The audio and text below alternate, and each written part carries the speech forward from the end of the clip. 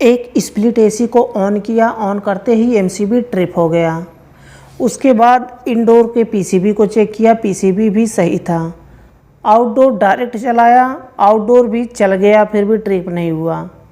तो उसके बाद अब फॉल्ट कहाँ, फिर उसके बाद नया वायर चेंज किया, जो कम्युनिकेशन वायर होता है उसको हमने चेंज किया, उसके बाद ट्रिप होने लगा। अब इसमें चेक करेंगे कि आखिर फॉल्ट कहाँ पे है, एक एक करके जानेंगे कि फॉल्ट कहाँ पे है।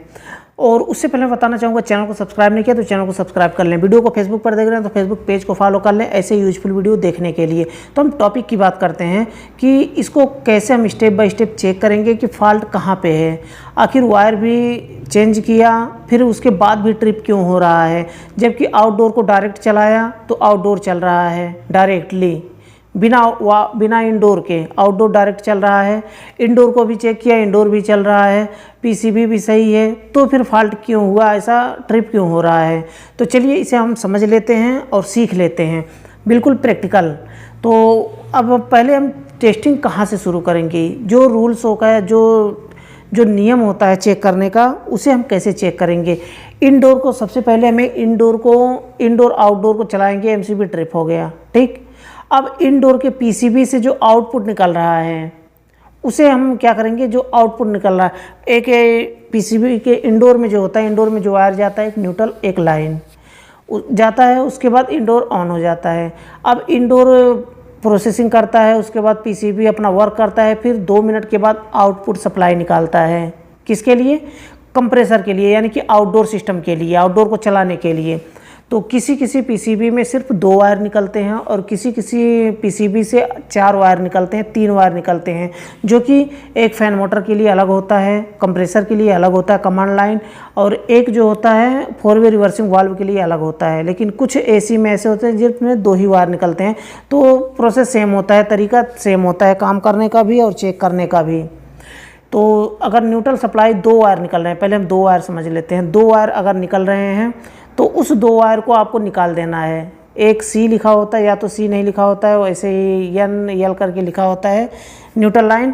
तो उन 2 वायर को, जो आउटपुट निकल रहा है, इनपुट तो इंडोर को चलाने के लिए है, पीसीबी को ऑन करने के लिए, लेकिन आउटपुट जो निकल रहा है ना, उन 2 वायर को निकाल देंगे बाहर चेक करने के लिए।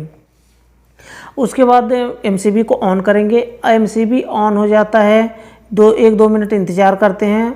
अगर ऑन हो जाता है, ब्लोअर चल देता है। आउटपुट सप्लाई आपको कैलमीटर से चेक करना है, जो 2 वायर हमने निकाला है वहाँ पर 220 का करंट निकल रहा है कि नहीं निकल रहा है। आउटपुट 220 का करंट अगर निकाल दिया है, चेक करने पर कैलमीटर में 220 का करंट बता रहा है, और इंडोर भी चल रहा है, 2 मिनट 3 मिनट वेट करें जब तक कि ब्लोअर ना चल जाए, जब तक कि आउटपुट सप्लाई निकाल ना दे पीसीबी।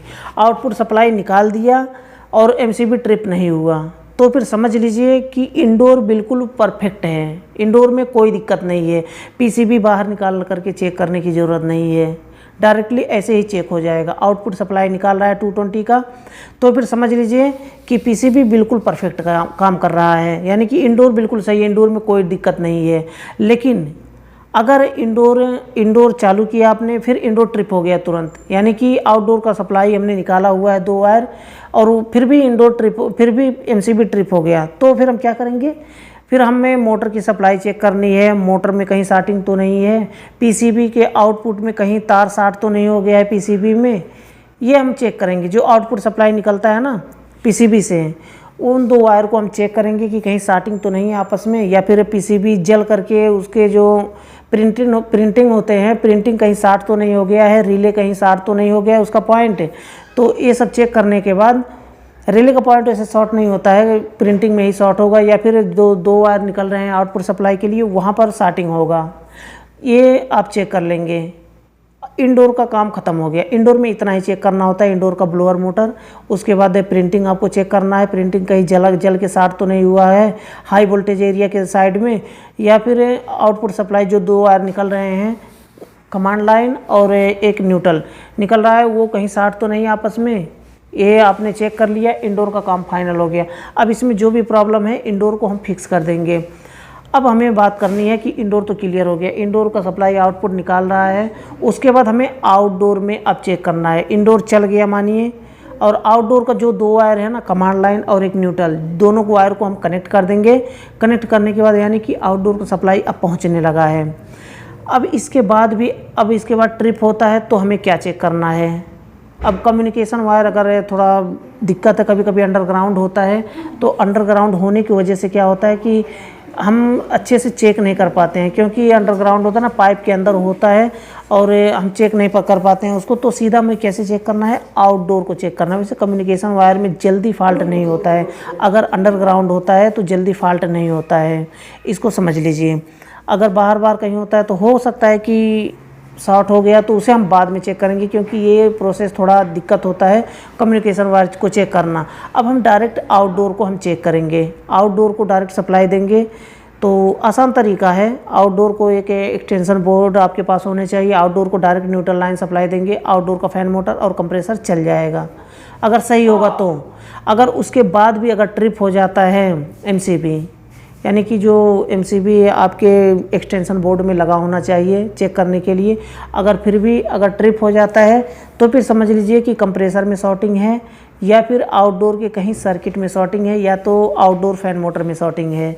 अब इसे कैसे चेक करना है, उसे चेक करने के लिए कंप्रेसर का टर्मिनल हमें उतार देना है। एक रनिंग का, तीनों ने उतार दें तो भी बेहतर होगा।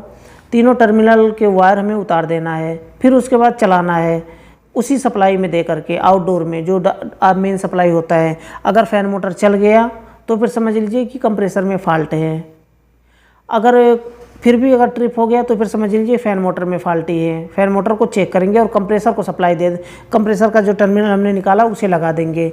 अब उसके बाद फिर से हमें चलाएँगे। फिर अगर आउटडोर का फैन मोटर निकाल दिया हमने, तो इसमें इन दोनों में ही फॉल्ट होगा, कहीं या तो आउटडोर फैन मोटर में, या तो कंप्रेसर के टर्मिनल में, या तो जो वायरिंग होता है आउटडोर में, थोड़ा सा वायरिंग होता है कैपेसिटर से लेकर के कंप्रेसर को, या फिर कैपेसिटर से लेकर फैन मोटर को, या फिर थोड़ा सा वायर होते हैं वहाँ पर जो इधर उधर सप्लाई दी जाती है कंप्रेसर को, फैन मोटर को। तो उस वायर में हम चेक करेंगे, उस वायर में कहीं कटा फिटा तो नहीं है, न्यूट्रल लाइन कहीं शॉर्ट तो नहीं है।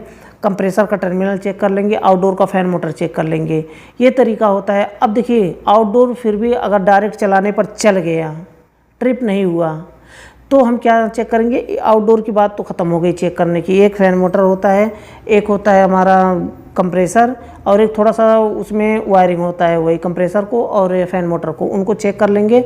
उसमें कोई फॉल्ट नहीं है, मतलब अगर फॉल्ट है तो उसे सॉल्व करना है, नहीं फॉल्ट है तो डायरेक्ट सप्लाई देंगे आउटडोर को। आउटडोर चल गया तो फिर समझ लीजिए कि इंडोर भी चल गया है आपका, आउटडोर भी चल गया। अब हमें चेक कहाँ करना है, कम्युनिकेशन वायर। कम्युनिकेशन अगर अंडरग्राउंड है तो दिक्कत होगी आपको चेक करने में, तो आपको पूरा कम्युनिकेशन वायर निकालना है। उसके बाद निकाल करके देखना है कि शॉर्टिंग कहाँ से है, बीच में कहीं ना कहीं शॉर्टिंग मिल ही जाएगा। अगर उसमें कहीं फाल्टी है, कहीं जल करके शॉर्ट हो गया है, तो उसे आप नया वायर चेंज करें, या फिर वायर टेप लगा करके उसे फिक्स कर दें।